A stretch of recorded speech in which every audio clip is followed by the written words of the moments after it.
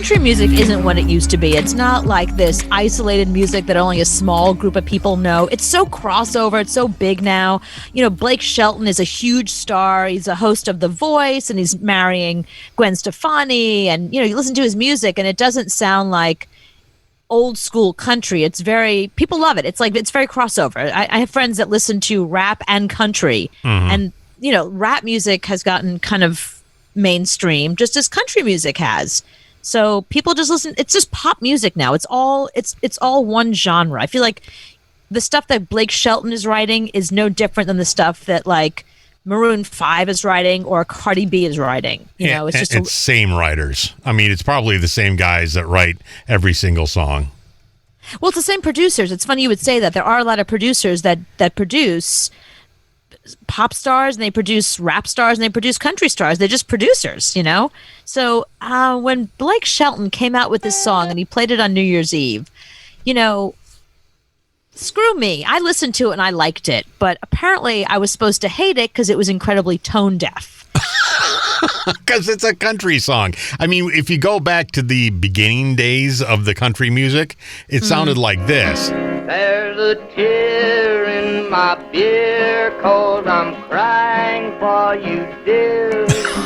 Right. This is not a crossover. You're on my lonely mind. I like this because it's very bluesgrassy. I love bluegrass. Last 9 beers I have shed a million tears. So country has made a big 180 since this. Yeah. It's evolved like all music has. I mean, even pop music back in the day was crap. You know, it's gotten a lot better. It's, you know, when you listen to like, I don't know, some of those idiots back in the 60s compared to like Adele, you know? So anyway, so Blake Shelton had this song that he played on New Year's Eve, New Year's Rockin' Eve, or whatever show he was on, that I was like, oh, great song. He introduced a new song called Minimum Wage, and people went ballistic because they felt like, here's this multi-millionaire. He's worth $100 million, according to Forbes. And here he is singing about what life is like to live at minimum wage and how tone deaf he is. People are getting very upset about it. And he ignored it all. But for some reason, it's gotten more steam. People are getting more upset, so he had to acknowledge it. Okay? Here's the song. I'm going to play for you the part that people were very upset about. You can make a 6-pack on the carpet, taste like $1 million bill. You can make a 1-bedroom apartment feel like a house up on the hill. You can make my truck out in the driveway roll like a cleaned up Cadillac. Girl, looking at you, looking at me that way can make a man feel rich on minimum wage. There you go. Okay, so that's what people are upset about right there. So people were saying, like, here's some of the tweets. Does anyone find Blake Shelton's minimum wage song incredibly tone deaf in our country's current state? Blake Shelton singing "Your love can make a man feel rich on minimum wage" just cements the fact that rich people have absolutely no friggin' clue. Let's see. A mega millionaire romanticizing minimum wage is peak 2020. Blake Shelton could go F himself. Wow. So did Blake write this song, no? Or did a bunch of other people write it and just offer it to him? Yeah, I would like to know who wrote it. Yeah, it was produced by a guy named Scott Hendricks, who produces, a lot of artists. Trace Atkins, Faith Hill, Alan Jackson, Brooks and Dunn. I mean, this guy has really been around. And it was written by these two other dudes, Jesse Frazier and a woman named Nicole Galen. So people are really angry. He didn't even write this song. Told you. I mean, they go into the studio and they look through a catalog and they listen to certain songs that people have written. And they say, yeah, I want to do that one. Right. And it's crazy because if you look at, so the guy who wrote the song, you know who he works with? Kylie Minogue, Meghan Trainor, Florida Georgia Line, Hot Shell Ray, Jordan Sparks, Nicki Minaj, Lil Wayne, Drake. See, this is what I was talking about earlier, CeeLo. So this isn't a guy that even only does country music. He's just a guy that does music. He's a guy that can rhyme words. That's right. He just happens to be good at rhyming. Yeah, and it's crazy because if you look at like his awards and his singles and stuff, there's country, there's rap, it's every kind of genre you could possibly think of, pop, whatever. So everyone's getting mad at Blake Shelton because he's the face of the song. So yeah, you're right to make a good point, like that he didn't write it, that he's just like Rihanna, he's a hired gun. Right. He's not really the person whose song this is. So, even though Blake Shelton is just the face of the song, he's got nothing to do with it other than the fact that he sang it and people think it's his song. I guess technically it is, but he's not going to make the money off of it. The writers and producers will. He still felt the need to defend it. So today he spoke to CMT and he said, listen, I know that now I'm successful, but for most of my career, I had no money. I was struggling. I would write a song and then I would go like sleep on someone's couch. Like most artists, I started out super poor with nothing but a dream and hopefully talent. Mm-hmm. So I know that I don't work for minimum wage now, but I can relate to what that was like because that was most of my life up until recently. So that was his defense of it.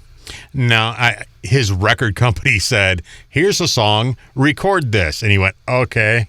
And we went in and recorded it. So that's how that happened. And he was, 30 years ago poor, but he's not even close to it now. No, but that's the thing. So is it his responsibility to defend the song? I guess. Well, you have to because it's your song. It's on the chart. So you got to defend it. Right. Right. I mean, you chose to sing it. I mean, it's not like, listen, I've been in these meetings before. I remember some record friends of mine brought me in with, they had a meeting with Clive Davis. And he had all of these songs and he was presenting them to Kelly Clarkson. So they played all these songs and they said, choose one, basically.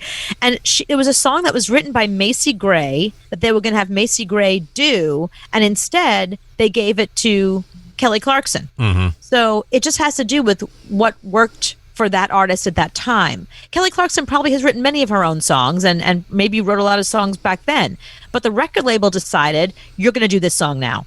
Well, like Sia. Sia wrote how many songs, and then she wrote Chandelier, and she went, you know what? I'm not giving this to anybody. I'm going to do it. Right. That's a great example. So she went in and did that. So here's a country guy, this guy named Chris Jansen. Okay. But he writes a lot of songs for a lot of people. Mm-hmm. So he decided to come out with his own song, write it and sing on it. And this is a great song. I ain't rich, but I damn sure wanna be. So he ain't rich, but he damn sure wanna be. Working like a dog all day ain't working for me. See, he ain't talking about being rich. I wish I had a rich uncle that'd kick the bucket and I was sitting on a pile like Warren Buffett. So your cousin would get the money, not you. Yeah. Money can't buy happiness, but it can buy me a boat. It can buy me a truck. Money can't buy me happiness, but it can buy me a boat. And a truck. Some silver bullets. Yeah, and I know what they say. Money can't buy everything. Maybe so.